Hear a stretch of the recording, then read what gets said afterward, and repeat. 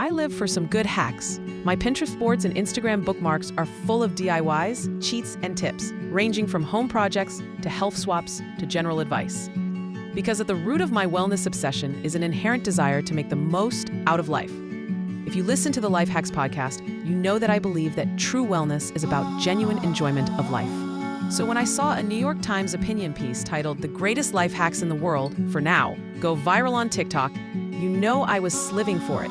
Paris Hilton is cool again, right? Full transparency, I've been thinking a lot about what wellness content we truly want to cover on the Life Hacks. What content actually makes people well? Maybe it's less about the latest foods, trends, and supplements, and more about the everyday, totally free advice that changes the way you think or how you go through your daily routine. So I wanted to share with you the life hacks that I have found to be the most powerful, transformative, and profound. Yes, even when they're super simple. Consider this list to be your modern-day fairy parent. It will help you completely change your life, glass slippers not included.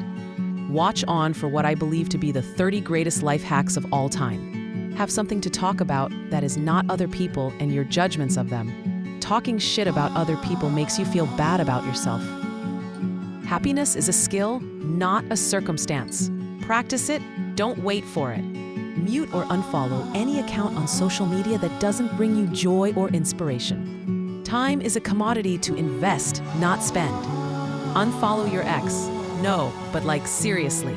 If you're unhappy about something, change the circumstance. But if you can't change the circumstance, change your mindset. When you start feeling insecure, get outside yourself. Call up a friend to ask how they are. Donate to an organization you care about, or read a book about someone else's experience. I swear it diminishes the insecurity. Eat more whole foods from the earth. No, really, that is the only nutrition hack or diet advice you'll ever need. Say thank you for instead of I'm sorry for. Being with the wrong person is more lonely than being alone. Replace I'm too busy for with it is not my priority to.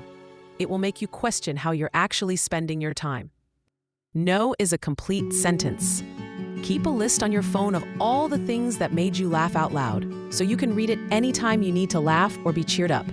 Remember that the way you look is not an accomplishment. Your best self has nothing to do with a breakout, a patch of cellulite, or gaining a few pounds. Make your bed every morning. Don't think about it, just do it.